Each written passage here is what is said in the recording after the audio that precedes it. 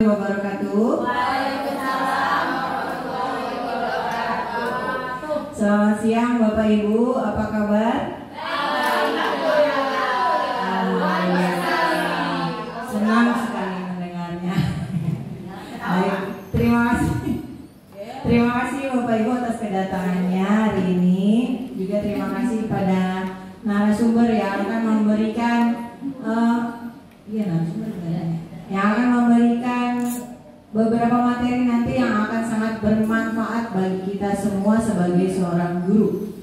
Ya, di situ sudah terlihat apa judulnya ya. Dan sebelumnya saya tidak usah memperkenalkan diri ya, karena saya sudah terkenal sepertinya. Ya, dan pemateri kita juga, narasumber kita sudah sangat terkenal juga, jadi nggak usah dikenalin lagi ya. Atau perlu dikenalin lagi? Oh perlu ya, oke, baik. Iya baik Bu Neng, terima kasih. Ya baik, kita perkenalkan di sebelah saya narasumber yang akan memberikan materi bernama Ibu Dwi Wati SPD.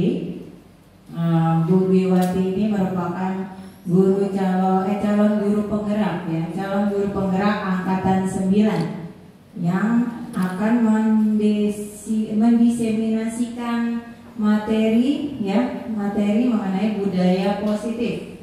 Budaya positif di sini nanti akan dijelaskan Bu Dwi atau kita semua. Nanti kita juga akan tahu apa itu budaya positif ya, apa yang termasuk budaya positif dan bagaimana nanti prakteknya juga akan dipaparkan oleh Miss Dwi ya.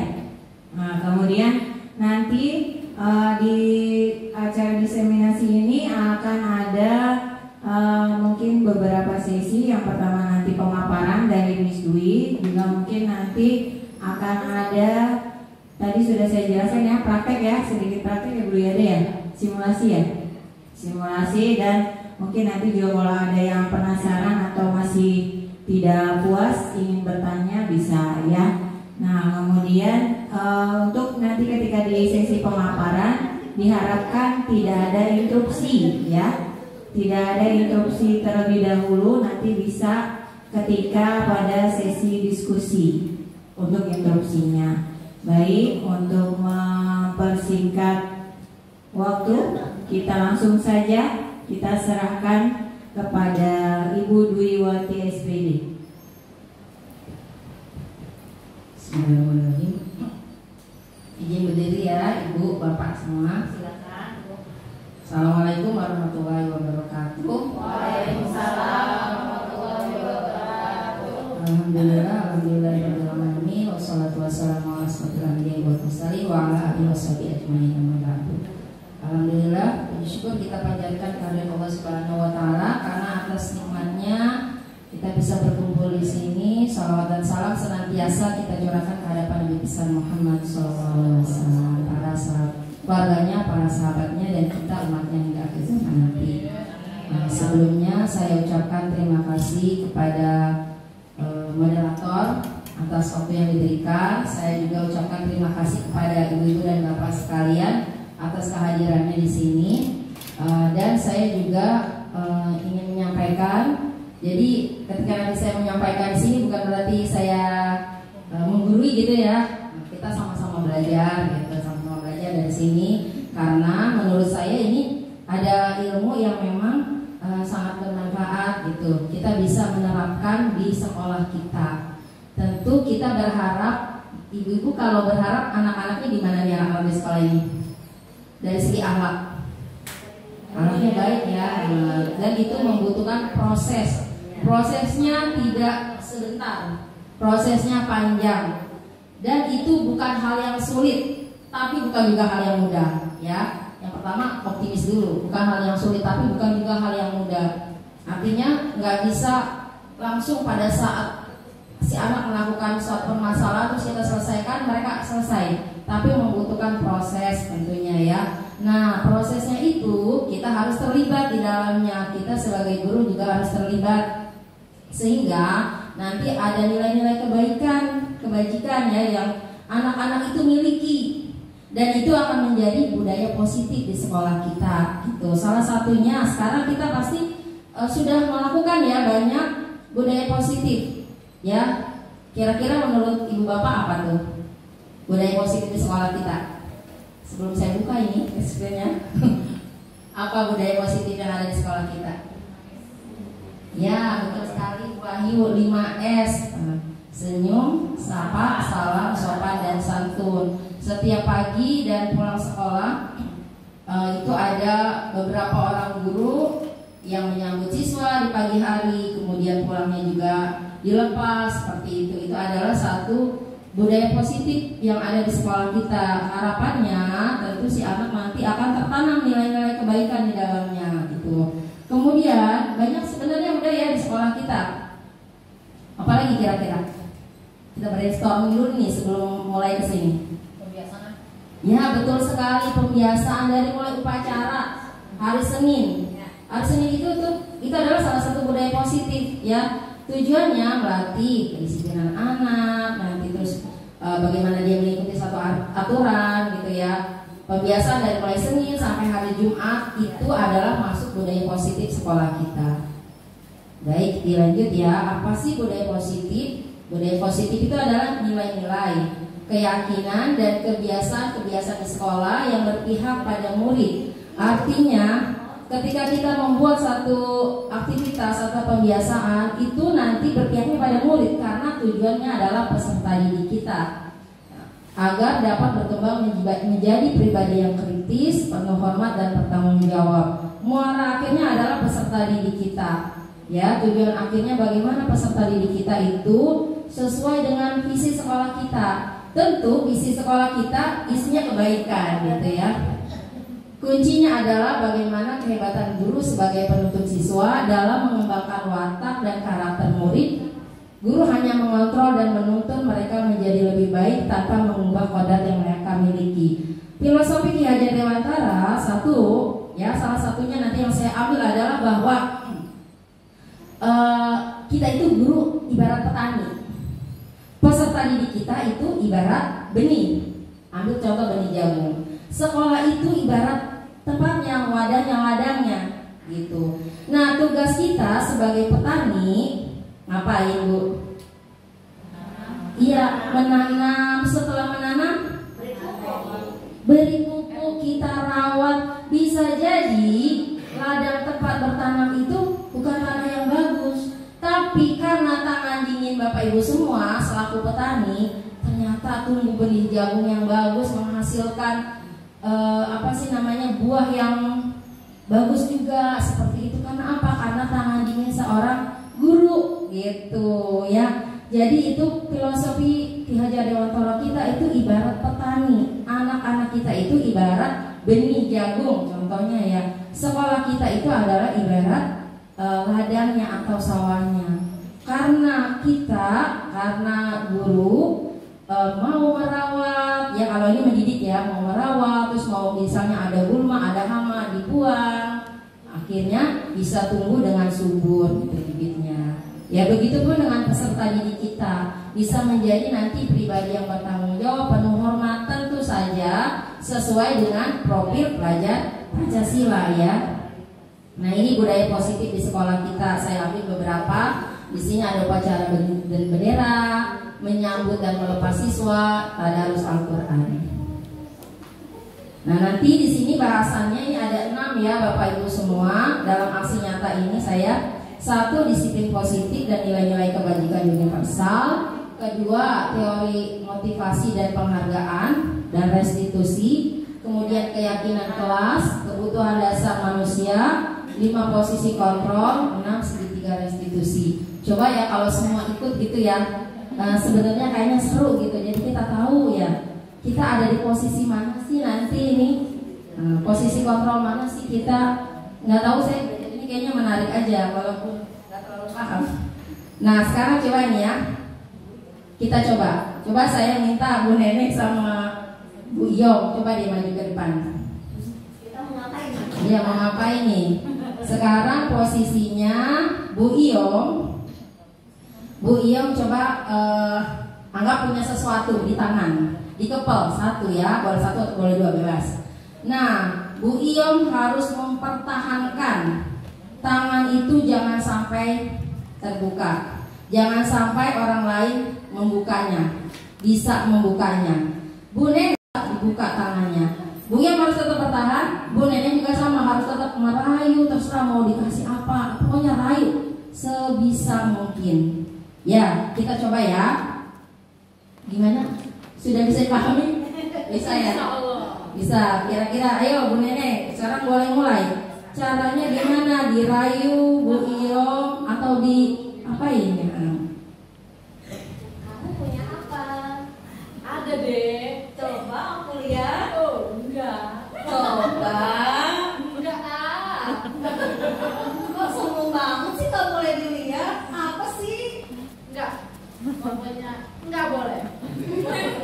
Iya. Sombong kali kamu nggak boleh dilihat. Apa sih? Sebagus apa tanganmu? Nanti kalau tahu diambil, makanya enggak boleh. Aku tidak akan mengambilnya. Cuma ingin melihat apa yang kamu pegang di tanganmu itu. Oh, enggak. Pokoknya tidak boleh.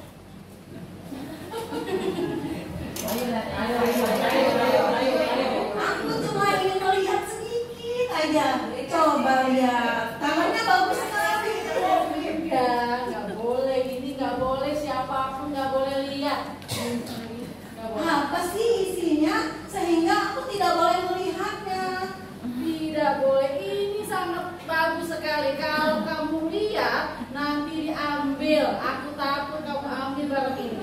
Aku tidak akan mengambil barang itu. Aku juga punya. Punya aku. Kalau punya berarti kamu gak punya apa? Kita beda tangannya. Kamu menggunakannya di situ. Aku di sini. Cuma beda sama kepalanya, tapi di dalamnya beda-beda. Aku juga punya. Nah, kalau kamu lihat punya aku juga aku nggak boleh lihatnya. Pokoknya tidak boleh. Coba sama-sama kita buka. Enggak. Aku juga mau buka. Punya aku akan kubuka. Punya kamu juga dibuka. Coba. Pokoknya ini Awalnya dia berapa pun. Ya.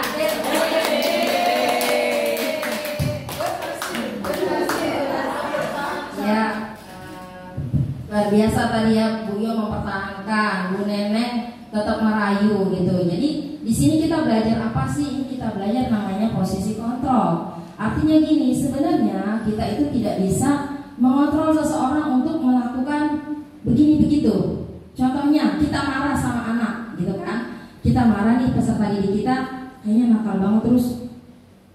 Kita apa namanya ya? Misalnya dia pegang apa ya? Coba bos, bisa kasih contoh? Penggaris. Misalnya dia mau mukul temannya terus, jangan pokoknya jangan dipukul. Kita sampai kontrol dia sampai nggak bisa. Terus ternyata dia menghentikan gitu. Dia bisa mematuhi apa yang kita katakan. Itu sebenarnya bukan berarti kita mengontrol dia. Satu, bisa jadi dia takut kita ancam gitu ya. Nanti kalau nggak di ini, kamu pasti dihukum. Bisa jadi karena takut ancaman. Ya, bisa jadi karena ada hal lain. Nah, sekarang posisi kontrol itu maksudnya apa? Kita tidak bisa mengontrol orang lain, tapi justru sebenarnya kita harus mengontrol diri kita sendiri untuk melakukan kebaikan. Itulah yang dinamakan motivasi intrinsik nanti ke arahnya. Di sini ada beberapa ilusinya. Teori kontrol dari Dr. William Glasser, ilusi guru mengontrol murid. Artinya ketika misalnya kita memberikan satu perintah kepada murid atau meminta murid untuk melakukan sesuatu, tadi contohnya ya, misalnya dia bandel, terus karena rasa takut sama kita, akhirnya dia nurut. Sebenarnya dia belum sampai untuk nurut gitu artinya. Ya, itu sebenarnya ilusi kita bisa mengontrol murid. Yang kedua, bahwa semua penguatan positif, efektif dan bermanfaat itu juga ilusi. Kadang kita ngerayu ya, punya anak misalnya, ini ya, misalnya anaknya jajan permen terus atau jajan apa, jangan jajan ya, atau misalnya jangan jajan ya, nanti ibu beliin balon aja, dirayu-rayu terus. Itu sebenarnya itu hanya ilusi, bukan karena kemauan si anak, karena kita yang meminta dia. Terus ilusi bahwa kritik dan membuat orang merasa bersalah dapat menguatkan karakter. Contohnya ya, kayak misalnya kita sama peserta didik kita, kamu ini ya, misalnya dia datang terlambat, terus kamu terlambat terus ya, kamu lagi yang terlambat. Ya, pas besoknya terlambat lagi, tuh kan ibu udah bilang kamu lagi yang terlambat. Kamu jadi apa sih gitu misalnya.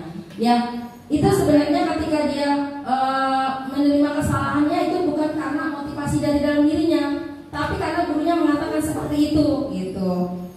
Kemudian orang dewasa memiliki hak untuk memaksa. Kelihatannya sama peserta didik kita kan, ya.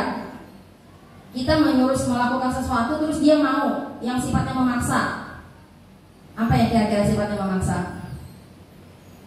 Bu Neneng, coba Bu Neneng, suka maksa. Kita memaksa untuk anak itu semua membaca. Dia kan tetap aja. Iya, bisa jadi ketika kita perintah dia membaca, tapi membacanya itu bukan karena keinginan dia, karena terpaksa, ya. Nah, itu di situ ada pernyataan orang dewasa memiliki hak untuk memaksa, padahal itu sebenarnya ilusi. Ilusi itu maksudnya artinya tidak sebenarnya seperti itu. Yang nampak memang seperti itu, tapi hakikatnya tidak. Gitu.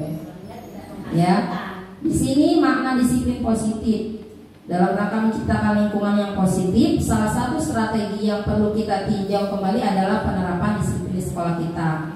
Apakah efektif? Apakah masih perlu ditingkatkan kembali? Apa sesungguhnya dari arti disiplin itu sendiri?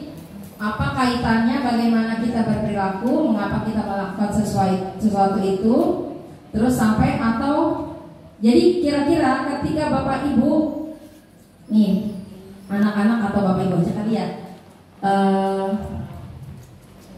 masuk ke kelas, misalnya udah bel, masuk ke kelas, kira-kira motivasinya apa?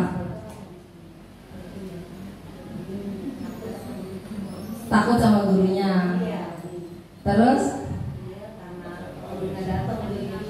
karena takut sama guru. Misal oke deh, saya ganti deh pernyataannya ya. Misalnya udah bel, si anak ada di dalam kelas, bisa jadi dia karena takut sama gurunya, bisa jadi dia melakukan satu hal, bisa jadi dia takut sama gurunya, bisa juga ada nggak sih yang karena oh iya saya harus belajar nih, sebenarnya sudah waktunya belajar gitu. Kita lihat nih. Ada yang seperti itu karena dia sudah punya motivasi. Jadi sebenarnya berbeda-beda ya setiap anak. Ada yang dia memang sudah punya motivasi karena ada faktor luar, karena takut, karena nggak enak dan lain sebagainya.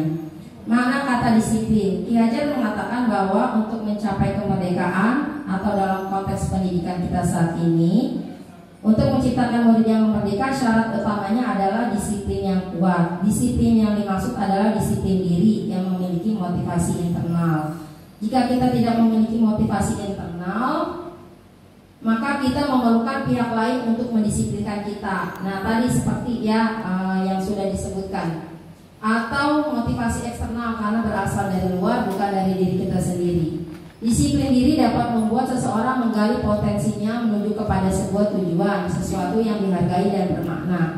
Dengan kata lain, disiplin diri juga mempelajari bagaimana cara kita mengontrol diri dan bagaimana menguatkan diri untuk memilih tindakan yang mengacu pada nilai-nilai yang kita hargai.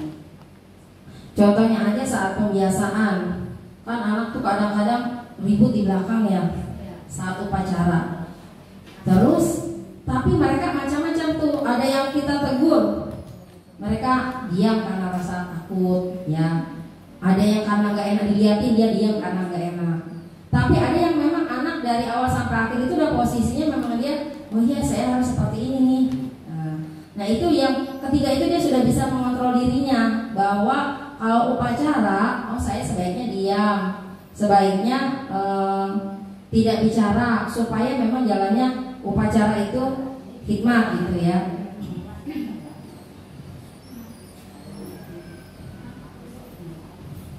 Sekarang kita berlanjut ke motivasi, hukuman, dan penghargaan atau restitusi. Di sini disebutkan oleh Diana Gosen dalam bukunya Ada 3 motivasi perilaku manusia. Yang pertama, untuk menghindari ketidaknyamanan atau hukuman.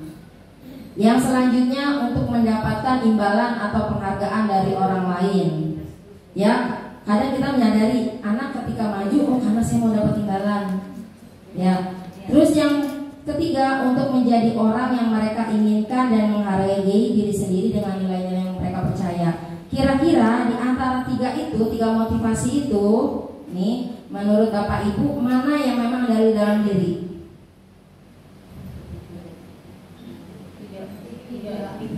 Ya, kalau yang pertama itu ada faktor eksternal, faktor orang lain. Si anak misalnya mengerjakan PR, dia mengerjakan PR. Bisa jadi karena dia takut sama gurunya. Bisa jadi karena mungkin pernah menjanjikan gitu gurunya nanti dapat hadiah. Tapi bisa jadi karena saya butuh ini, saya mau belajar ini. Nah, kalau yang ketiga itu sudah dalam diri sendiri. Kasus 1, nanti ya coba sebentar. Nah, ini nanti udah masuk ke hukuman. Kasus 1 saya bacakan ya, nanti Bapak Ibu silakan berikan pendapat, boleh saling memberikan pendapat.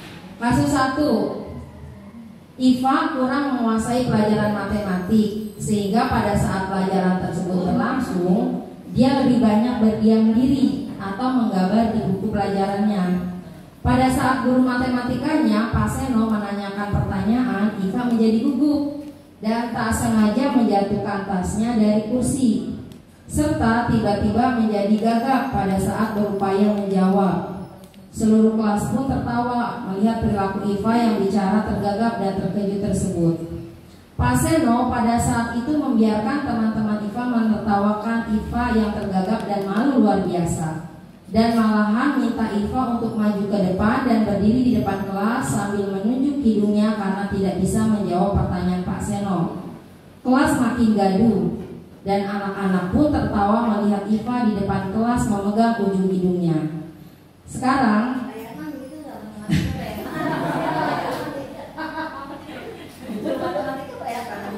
ya, menurut sekarang pertanyaannya adalah,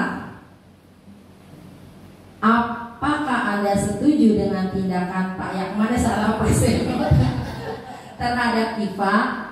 Boleh dijawab, ayo Bapak Ibu. Apakah Bapak Ibu setuju? Tadi kan si Iva dihukum ya, dihukumnya berdiri sampai pegang hidung karena dia nggak ngerjain. Setuju tidak kira-kira? Pak Yakman tidak setuju, kenapa Pak Yakman? Kenapa nggak setuju? Apalagi di depan teman-teman yang mempermalukan. Iya, ini yang baik, benar. Bapak Ibu begitu menerangkannya. Berarti sekarang udah nggak ada hukuman ya di sekolah kita ya, ya. Ada hukuman nih. Tapi beda hukumannya. Ya. Oh, sekarang kedua. Coba kita lihat pertanyaan kedua. Menurut Anda, tindakan Pak Seno terhadap Iva adalah setuju, Bapak. Ya, yang mengatakan ini konsekuensi. Kenapa alasannya kalau boleh tahu? Ya kalau misalkan sudah dikasih tahu kan sebelum kita mulai pembelajaran ke siswa itu kan kita sudah tahu tuh konsekuensi kamu ketika kamu tidak mengerjakan tugas dan lain-lain seperti apa, dikasih hukuman apa istilahnya ya. Kemudian dia masih seperti itu ya kita buatlah kayak gitu. Sebenarnya kalau mempermalukan juga, mendidik dia juga untuk apa? Itu kita melakukan hal yang sama. Ini kita ambilnya kasus Iva ya. Nah, jadi Bu Lita beranggapan bahwa kasus Iva ini dia adalah konsekuensi bukan hukuman, tapi sebagian besar menjawab bahwa ini adalah hukuman ya. Karena dia tidak bisa dihukum seperti itu. Baik, sekarang kita lihat nih ya. Nah, ada contoh yang lain. Boleh nanti kita sambil lihat nih. Bapak Ibu bisa tentukan kira-kira ini hukuman atau konsekuensi ya. Mencatat 100 kali di dalam buku kalimat saya tidak akan terlambat lagi karena terlambat ke sekolah. Hukuman apa konsekuensi? Hukuman. Hukuman apa konsekuensi? Konsekuensi karena dia sudah. Baik, nih ya, nanti kita mudah-mudahan bisa nih. Ya. Kita kita jawabnya di sini aja, di sini biar enak, langsung muncul.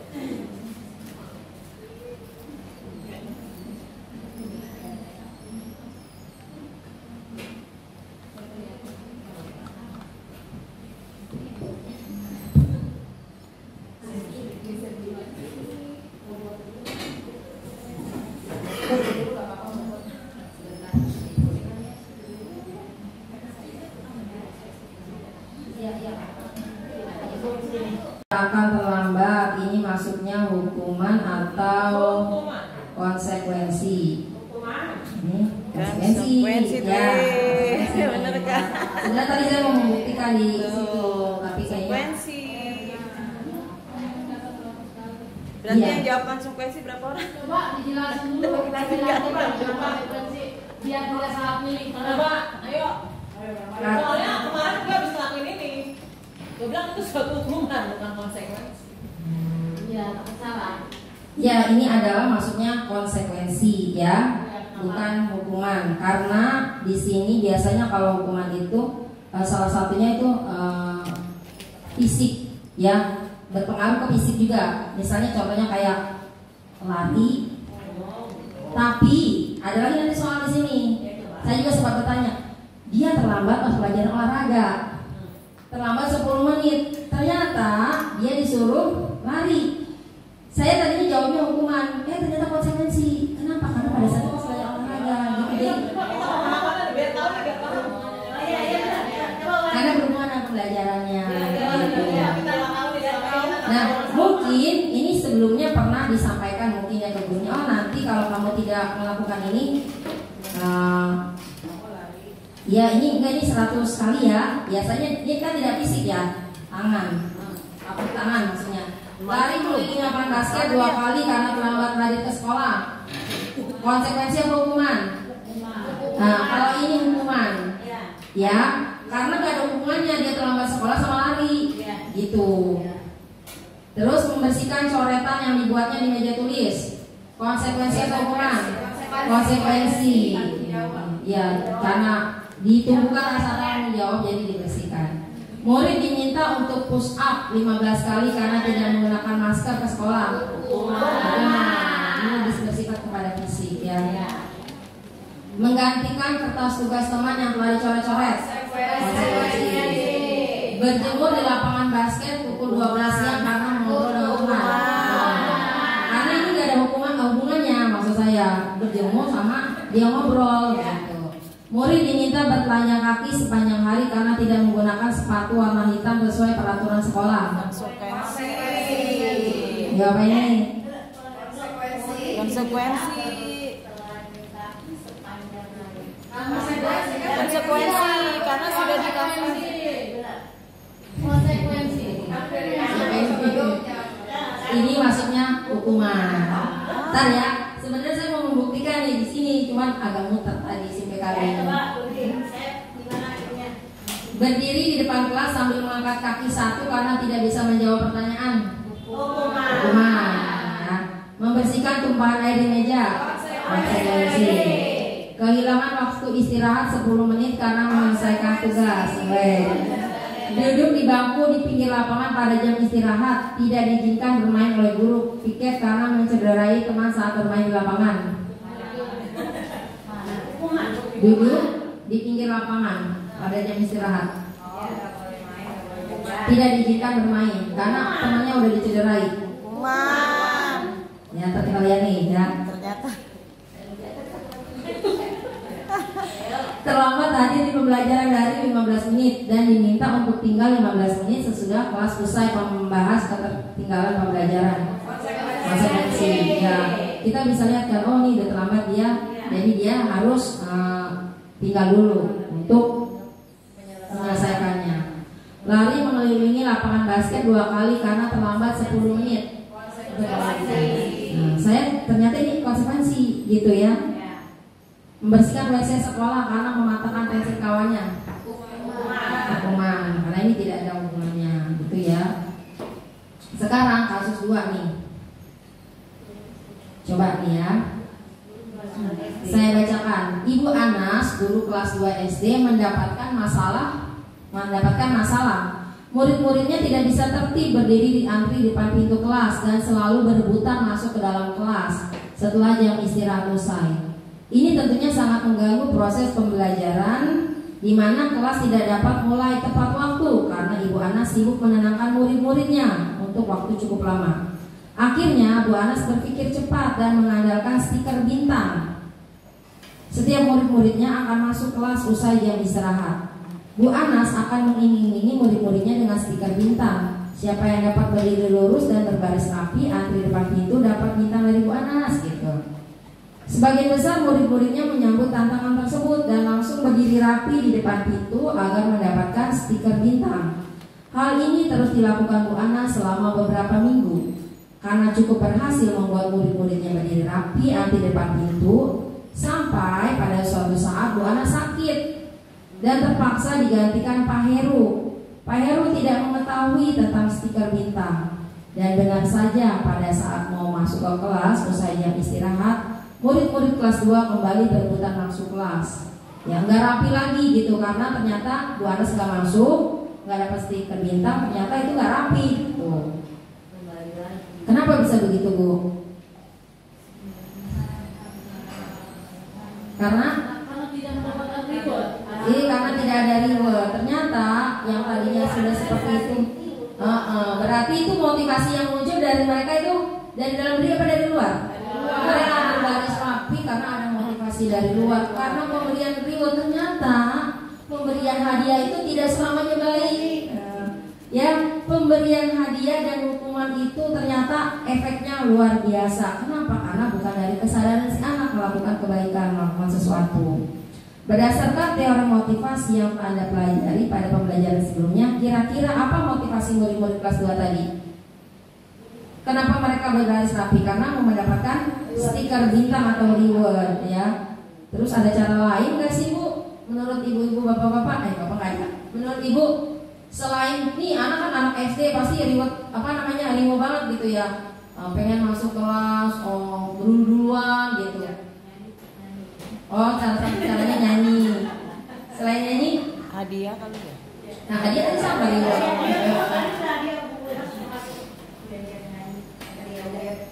Iya, ketika ganti guru kan pasti ganti suasana, ganti metodenya, ternyata mereka masih tidak ikuti aturan ya.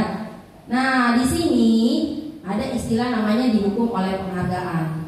Saat kita berulang kali menjanjikan hadiah kepada anak-anak agar berperilaku bertanggung jawab, atau kepada seorang murid agar mempelajari sesuatu yang baru, atau kepada seorang karyawan agar melakukan pekerjaan yang berkualitas, kita berasumsi mereka tidak dapat melakukannya atau mereka tidak akan memilih untuk melakukannya.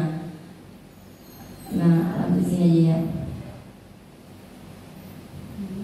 Jadi ternyata pemberian hadiah, pemberian reward itu tidak selamanya efektif.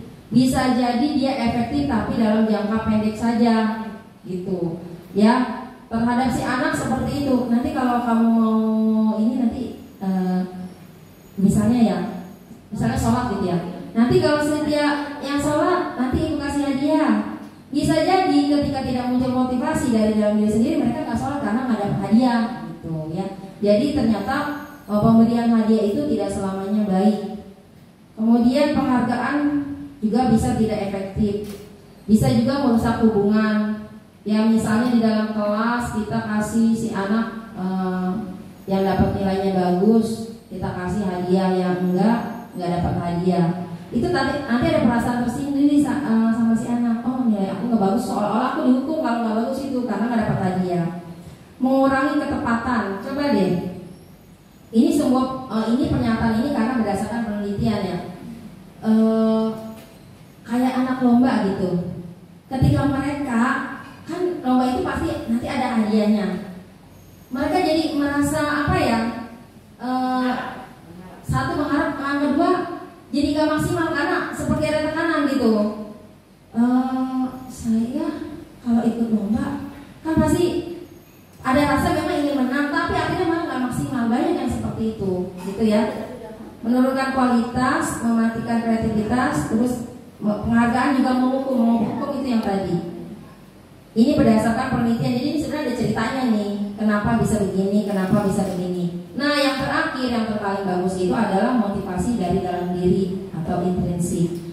Bagaimana si anak bisa ikuti nanti aturan di sekolah atau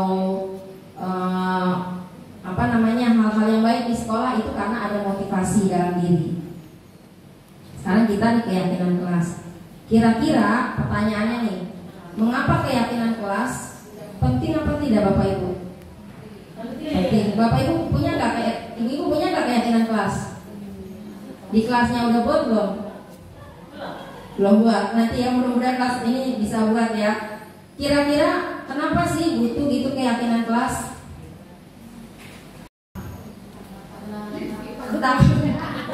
Takut ditangkap polisi kan?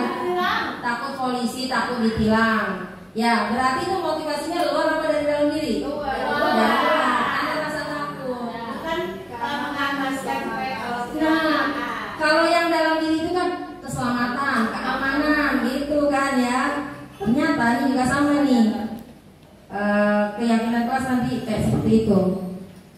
Terus mengapa kita memiliki peraturan tentang kenapa kita harus pakai masker dulu deh zaman pandemi? Apakah pakai masker itu karena takut yang kena virus atau karena ada aturan dari pemerintah? Karena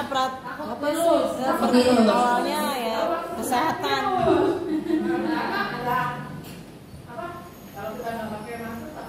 Aturan gitu ya, karena berhubungan dengan tadi keselamatan juga, padahal helm juga sama ya. Iya, lebih jauh.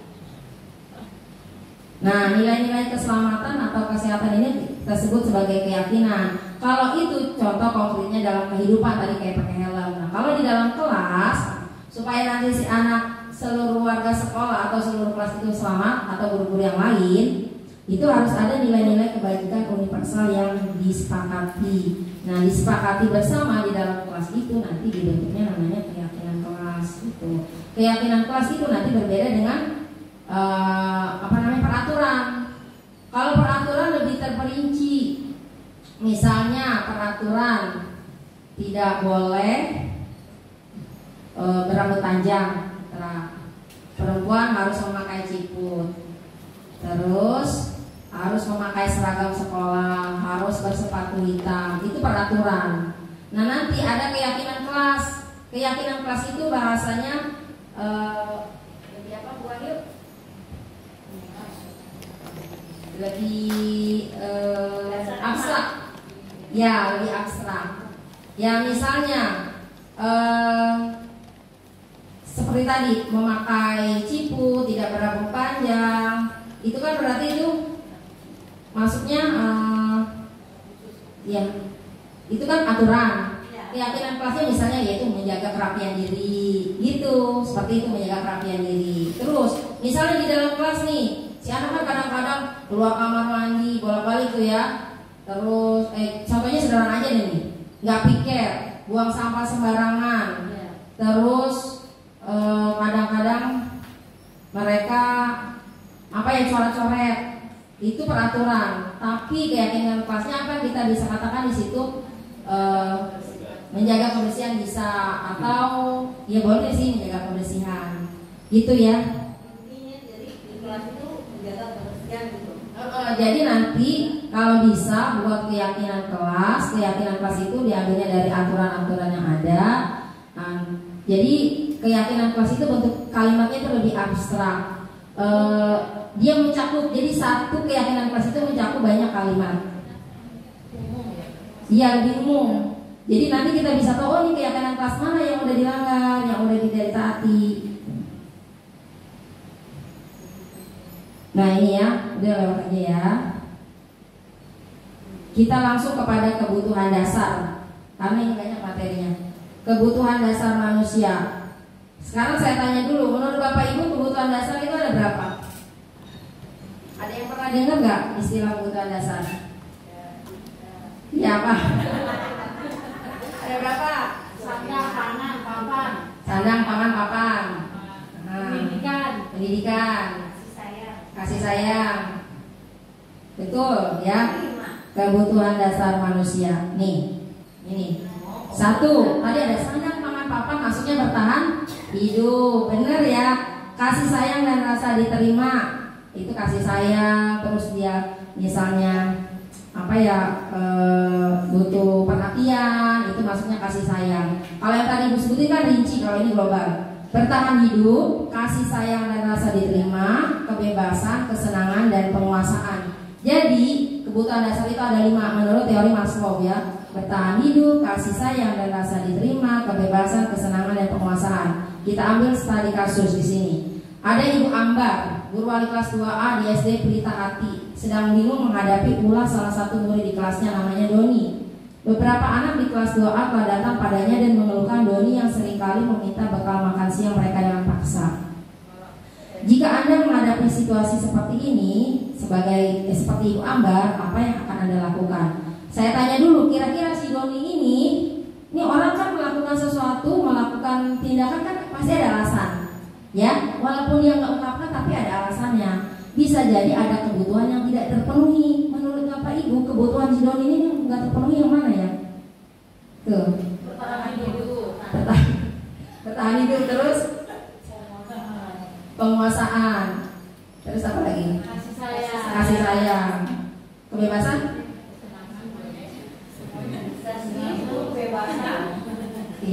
Ya, kebebasan karena dia bebas mau ngapain aja mau begitu kelebihannya. Ya, bisa jadi si Doni ini nih sebenarnya ibunya masakin dia bawa bekal, tapi makanannya itu lagi. Dia pengen rasa senang. Satu dia pengen rasa kesenangan ya, mencoba masakan teman ibunya, masakan ibu dari temannya. Bisa jadi dia penguasaan. Ya karena apa? Karena dia isengin teman, gimana sih caranya enak kali ngisengin teman. Jadi seorang anak maupun orang dewasa kalau melakukan sesuatu pasti punya alasan gitu, punya tujuan. Ini gelap ya?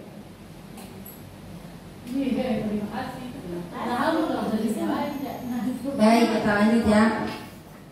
Ternyata kebutuhan itu satu, kebutuhan bertahan hidup. Benar banget tadi Bu Yom sebutkan ada sandang, pangan, papan. Itu masuknya ke situ. Tempat berlindung, keamanan. Kalau kasih sayang ini adalah tempatnya nih koneksi sosial, dikasih, mengasihi, rasa diterima, kepedulian. Kalau kekuasaan atau penguasaan itu adalah bisa menjalankan hobi atau kalau kita kompetensi. Gitu. Ada si anak yang dia merasa aku ini banget nih, aku udah pintar gitu. Ternyata dia butuh penguasaan atau kekuasaan. Kebebasan. Ya ini menentukan pilihan, waktu senggang, memberikan ruang untuk jati diri. Terus kesenangan, bermain, bersenang-senang, bergembira. Bisa jadi tadi kasus yang tadi di siapa namanya si Dion itu karena butuh kesenangan. Doni bukan Dion. Oh, Doni ya. Kemana ya? 5 posisi kontrol. Nah, sebentar nih ya. Saya setel videonya dulu. Ya, 5 kontrol ya, 5. Ini aja dulu deh nih. Ada kasus nih, Tisa dan Mana dipanggil masuk ke ruangan Bu Dewi. Bu Dewinya kita lewatin dulu ya. Terus Hana menggunakan kata-kata kasar dan merendahkan Tisa di sosial media. Sebagai ibu, sebagai guru atau wali kelas, tindakan ibu apa nih? Menegur anak tersebut. Menegurnya bagaimana? Panggil. Coba boleh diungkapkan dengan kata-kata.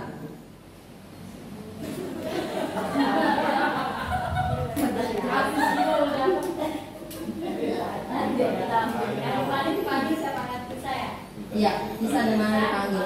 Kenapa bisa berkata-kata? Dia berbicara dengan cara yang kasar. Apa di rumahnya kali? Oh, katanya kan gitu. Kebiasaan. Berarti dipanggil, ditanya kenapa kamu berkata kasar. Ya, nanti dia cerita ada tuh ya. Oh, apa latar belakangnya? Wah, ternyata ibu-ibu di sini udah menerapkan namanya segitiga restitusi ya. Cuman mungkin kita tidak menyadari bahwa yang ibu terapkan itu adalah segitiga restitusi.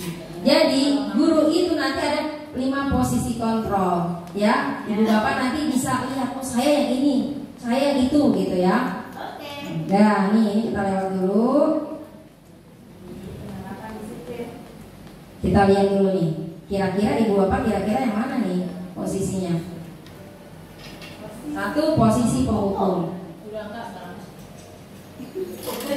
Dan ada. Kedengeran nggak suaranya?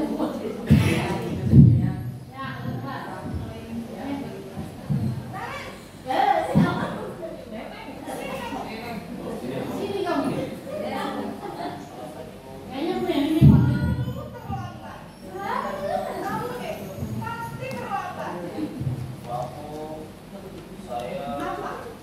Apa coba? Alasan kamu apa lagi? Kapan sih kamu tidak terlambat?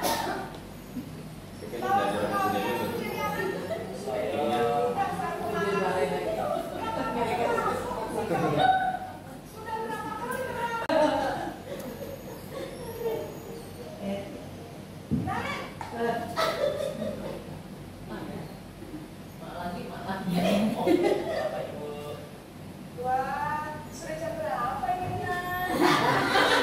Ada ini siapa nih?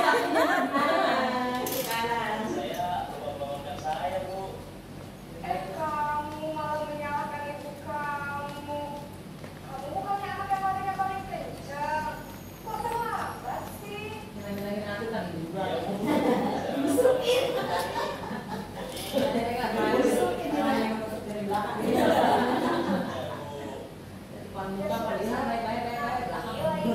Larinya lebih kencang lagi ya. Sampai ke sekolah aja. Bisa kan? Kayaknya ini mah Miss Limas ini. Cuma di sekolah yang lebih kencang lagi. Ada-ada saja. Ada saja, Lope. Nah, itu tadi yang ketiga posisi sebagai teman. Jadi kalau teman itu kan kayaknya deket gitu, ya. Iya nggak masalah sih masuk. Terus dari omongannya juga udah beda, dari mimik mukanya beda, dari intonasi suaranya juga udah beda gitu ya. Kamu terlambat terus sih, gitu ya. Kalau masih bilang kamu terlambat terus, itu masih penghukum.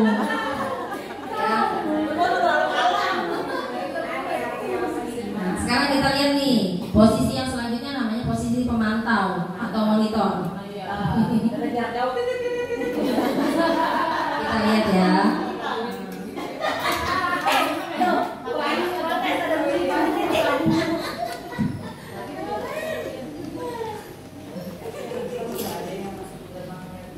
Nggak ada.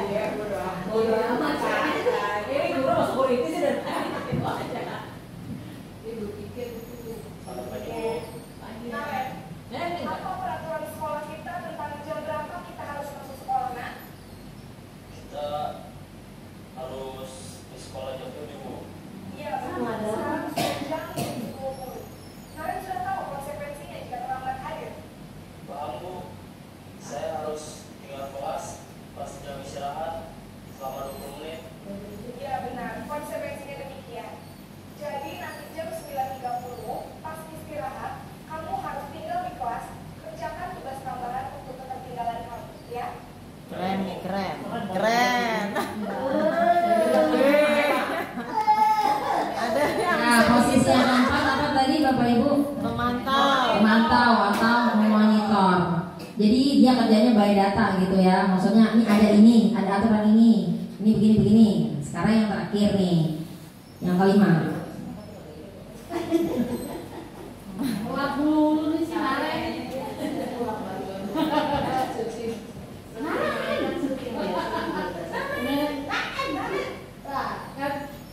Pertamanya mah sama panggilannya. Selamat pagi, Bu. Selamat pagi, Naren. Maaf, Bu. Saya terlambat. Iya, sekolah masuknya jam 7, sekarang sudah jam 7.20. Jadi sekarang bagaimana?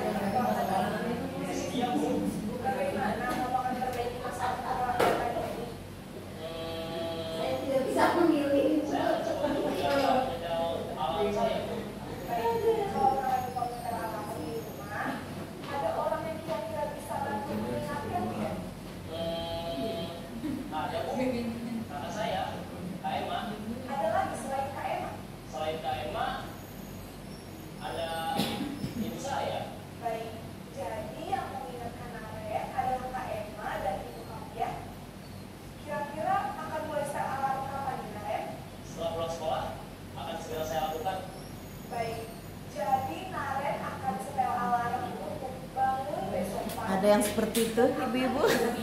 Ibu guru. Tidak. Ini bahannya udah halus banget. Karena jawaban sama pertanyaan nggak ada di sini. Tanya aja. Ada ibu saya. Halus banget. Ada bisa ya. Masih dia benar-benar terus bagian malam jadi terpantau. Terima kasih untuk semangat. Dari bahasanya ya, Bang. Sekarang kamu berbalik ke kelas 3. Sini coba.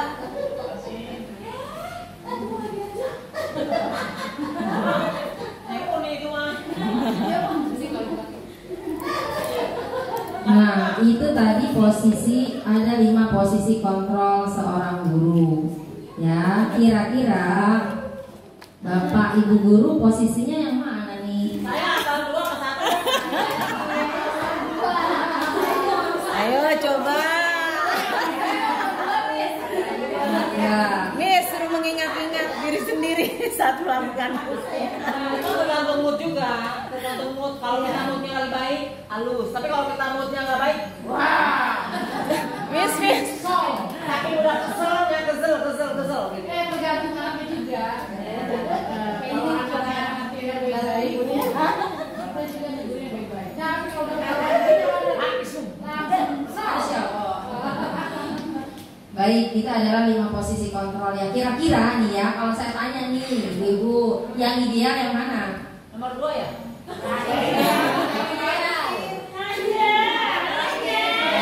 Iya, betul. Sudah seharusnya memang kita sebagai seorang guru berada di posisi manajer. Bukan, saya bilang ya, bukan hal yang mudah, tapi juga hal yang sulit. Gitu. Memang perlu banyak berlatih dan belajar. Artinya kenapa ketika anak membuat kesalahan, nanti kita namanya menggunakan segitiga restitusi. Ya kita ada 3 langkah-langkahnya ya. Dan itu tentu butuh proses gitu. Tapi kebayang oleh saya kalau kita semua menjalankan itu kayaknya damai banget. Ya, kayaknya biasa. Damai gitu. Ya. Nah, kenapa posisi manajer yang paling ideal? Ketika si anak punya permasalahan, mereka tahu solusinya. Dengan cara apa? Kita sebagai guru menggali sebenarnya. Ya, menurut kamu kita tanya dulu. Menurut kamu pasti kamu punya alasan kenapa kamu melakukan ini. Ya, terus perbaikannya gimana menurut kamu? Jadi ada permasalahan, ada alasan, ditanya, ada solusinya. Solusinya dari si anak juga. Kita lanjut ya, Bapak Ibu. Mana ini tadi? Ingat. Saya nggak jadi kalau saya berubah.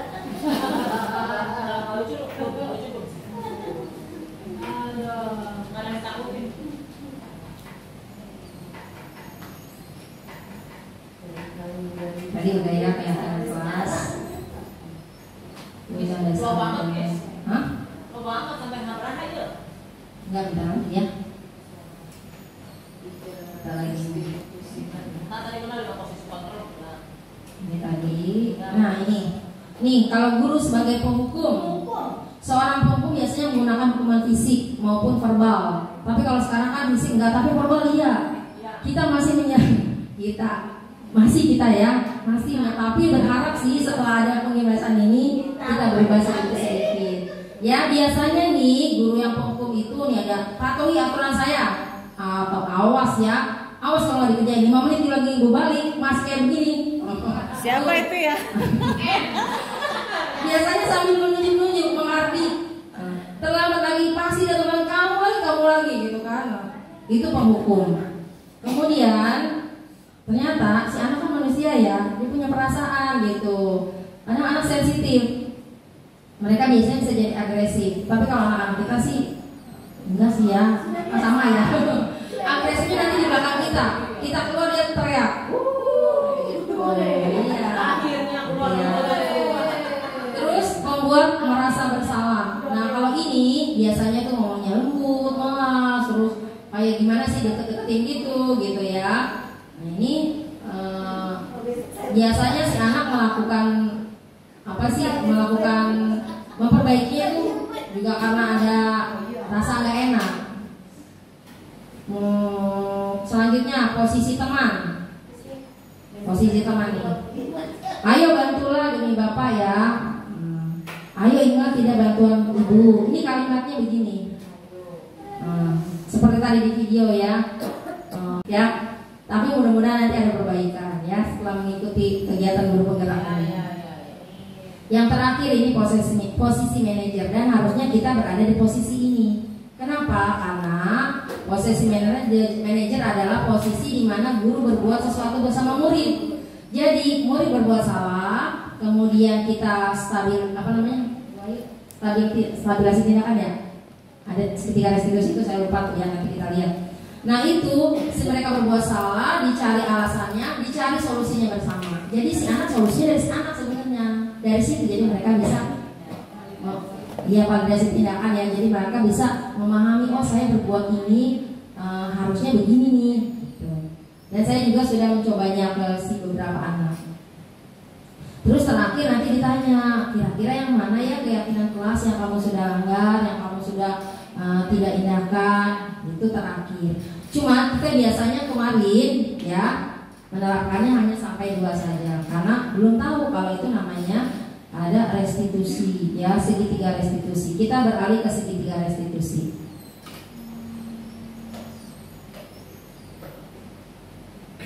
Nih kira-kira nih biasanya nih ibu, kalau si anak melakukan kesalahan, tadi kan banyaknya ada yang di posisi sebagai penghukum ya. Di posisi penghukum kita sebutin kesalahan dia gitu ya. Terus kamu gini dah, nih sekarang kamu sini, awas kalau nggak dikerjain. Ternyata tindakan yang kita lakukan itu bisa jadi si anak itu menjadi merasa gagal. Sekarang bagaimana cara kita mengatasinya? Tadi karena kita sebagai guru, yang paling terbaik itu adalah posisi manajer. Posisi manajer itu menggunakan namanya segitiga restitusi. Ya, segitiga restitusi itu gambarannya seperti ini. Nah, di sini ada yang pertama itu adalah validasi tindakan yang salah. Kemudian menstabilkan identitas, menanyakan keyakinan. Yang pertama menstabilkan identitas. Terus validasi tindakan yang salah, kemudian menanyakan keyakinan. Kita langsung ke contohnya aja ya. Kita langsung ke contohnya nih, seperti ini. Bagaimana Bapak ini menghadapi si peserta didiknya? Nanti kita bisa menirunya.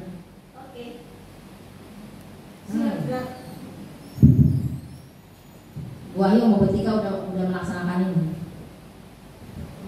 Segitiga restitusi.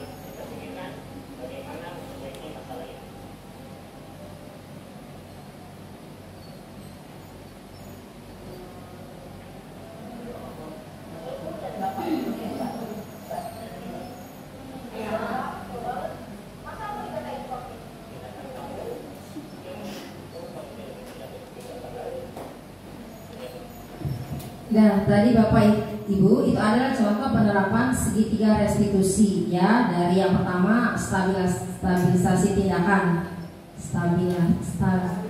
stabilisasi tindakan. Jadi kita panggil dulu si anak, terus kita tanya ya, misalnya ada kasus, terus kita tanya dia, tahu nggak kenapa ibu panggil? Terus kamu pasti punya alasan, atau kalau itu terlalu bahasa itu terlalu kaku, kira-kira kamu kenapa yang melakukan itu? Gitu. Ini anak kan cerita tuh nanti, oh saya begini-begini. Atau kadang-kadang anak kita kan butuh kita bantu. Maksudnya ngomongnya pasti nggak selancar di sini, enggak ya, pasti gini gitu. Kadang, tapi kalau kita langsung memposisikan si anak berbuat salah, terus kita langsung marah gitu, pasti mereka udah diem aja, nggak mau jawab, mau menjelaskan. Tapi kalau kita tanya, kamu pasti punya alasan kenapa kamu melakukan ini. Kamu masih bagus gitu, tidak lebih dari itu melakukannya gitu. Itu namanya stabilisasi tindakan. Kemudian ada yang kedua itu validasi tindakan yang salah. Validasi tindakan yang salah seperti ini contohnya. Semua orang pernah melakukan kesalahan. Bapak juga sama, ibu juga sama. Terus nanti mereka pasti biasanya menanggapi gitu omongan kita, ya, atau mereka mendengarkan dulu. Semua orang pasti pernah melakukan kesalahan. Nah, sekarang bagaimana caranya kita perbaiki kesalahan itu? Mulai kan dia tuh terbuka tuh pikirannya, mulai menyadari. Dan terakhir ada tadi menanyakan keyakinan. Kira-kira yang mana ya yang kamu sudah langgar? Nah, idealnya memang seperti itu pembicaraan kita, bagaimana menyelesaikan masalah peserta didik kita atau murid-murid kita, gitu ya. Memang sih harus banyak latihan. Bukan, ya kita kan pasti memang ketika ada kasus nih si anak yang ribut gitu ya, kita langsung, oh gitu kan, mau kayak gitu, kita kayak kalau begitu. Memang semua guru kan tadi itu dia, semua guru kan semua guru kan harus punya keterampilan membimbing. Iya. Tapi kan kalau sampai sejauh kita nangani kayak kita kan ngajak juga gitu loh. Ada waktu paham artinya di kasusnya harus tahu kita bagaimana. Iya sih memang. Itu kita sebagai wali kelas menangani. Tapi kalau kayak gini masalah gini ditangani dulu gitu ya, satu dan kita aja. Terus ngajar juga, nanganin anak juga. Bagaimana kita mau ngajak lagi, mau ini lagi. Kita kan ngajarnya berkelas-kelas gitu. Iya betul sekali, ngajar memang per kelas ya, per jam gitu ya. Jadi di sini kita bisa lakukan ketika waktu senggang, gitu. Bisa dipanggil anaknya. Mungkin butuh waktu 10-15 menit untuk berbicara seperti itu. Dan bisa jadi itu dampaknya nggak cuma 15 menit, bisa jadi dampaknya itu keringat. Bukan maksudnya dampak yang akan dihasilkan gitu ya. Bisa jadi perbaikan dari mereka itu terus menerus gitu. Dan memang harus dicoba. Coba deh besok kita coba ya Bapak Ibu ya. Ketika anak ada kasus, kita tanyakan dulu baik-baik kenapa mereka melakukan itu, pasti ada alasannya. Terus nanti kita kuatkan mereka, atau namanya validasi tindakan yang salah. Oh kamu semua orang pasti pernah melakukan kesalahan dengan kata-kata yang seperti itu. Terus yang terakhir kita tanya keyakinan kelas. Tentu saja memang pasti kalau kita berpikir, saya kan banyak jam, saya kan ini, saya kan itu. Tapi ketika misalnya kita berhasil melakukan segitiga restitusi ini, ada rasa bahagia gitu. Ya, bisa jadi mereka melakukan permasalahan seperti itu, terus kita tangani, ternyata berimbas juga ke yang lain. Karena memang guru itu ibarat kata harus banyak punya ilmu gitu ya. Tadi ilmu membimbing atau pedagogik ya, seperti itu. Ya. Dengan harapan ketika kita melakukan seperti ini, ada segitiga restitusi, nanti akan terbentuklah budaya positif. Ya. Si anaknya juga berkatanya mungkin positif, tindakannya juga positif. Ya. Dan memang butuh waktu yang tidak sebentar. Ya. Ini mungkin cukup aja sampai sekian ya. Baik Bapak Ibu semua,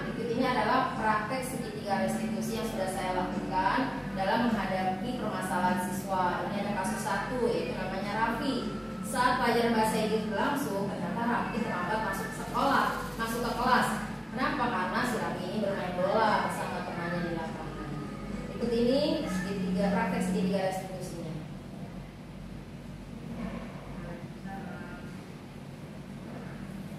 Raffi tahu kenapa mesti dipanggil di sini?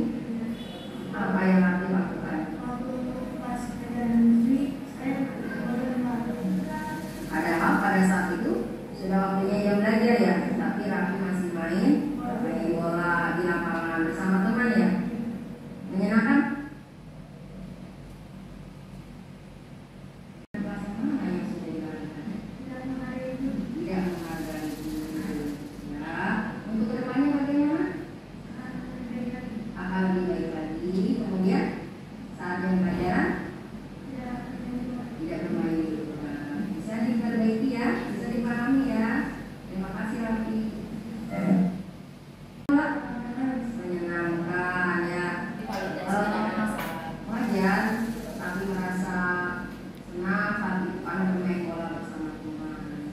Tapi kira-kira itu hal yang baik atau tidak? Tidak baik. Kenapa tidak baik? Karena itu sudah jam pelajaran. Sudah waktunya jam pelajaran bahasa Inggris tapi Raffi masih. Itu sebuah kesalahan kan? Kalau sebuah kesalahan mau diperbaiki, jadi Raffi melakukan satu kesalahan itu wajar ya, karena setelah itu bagaimana selanjutnya sampai diperbaiki dengan cara apa? Tidak mengulanginya lagi. Nanti besok kalau sudah jam pelajaran apapun langsung ada di dalam. Assalamualaikum warahmatullahi wabarakatuh. Nama saya Raffi dari kelas 8. Saya senang karena pelajaran saya sudah diskusinya. Saya berdiri tidak akan 12 lagi saat pelajaran, dan saya akan lebih baik lagi kepada. Terima kasih Misteri. Selanjutnya kasus kedua. Ini adalah namanya Satria, siswa kelas 8. Ini sering pinjam barang temannya. Berdasarkan cerita temannya, ternyata habis pinjam nggak dikembalikan gitu kepada pemiliknya. Ini adalah praktek segitiga restitusi yang saya lakukan.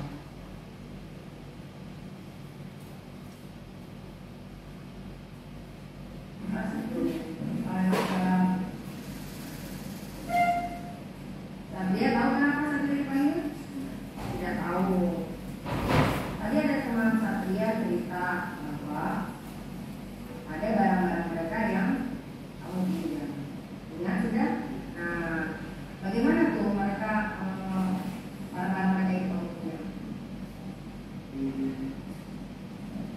Setelah kamu pinjam, tidak dikembalikan. Menurut kamu itu salah atau tidak? Ya. Kamu pasti punya alasan kenapa barang-barang kamu itu dikembalikan.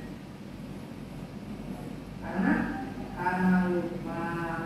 Nah, kalau lupa, kira-kira ada solusinya tidak? Apa kalau lupa? Untuk bertanya bagaimana? Nah, sebagai pelajar bawa alat tulis sendiri. Kemudian apa lagi? Betul, kalau yang barang teman alat tulis segera kembalikan. Ketiga apa? Meminta teman untuk mengingatkan. Jadi kalau sampai tiga nanti kembali ya. Jadi kalau ini sudah dilakukan, bisa nanti menerimanya ya. Nah, kira-kira kalau kita punya barang teman tidak dikembalikan, nomor barang mana? Keyakinan kelas yang sudah dilakukan adalah tidak menghargai teman dan barang miliknya. Untuk kedepannya bisa lebih baik ya, seperti ya. Jadi untuk mengembalikannya ya. Baik Satria, terima kasih ya.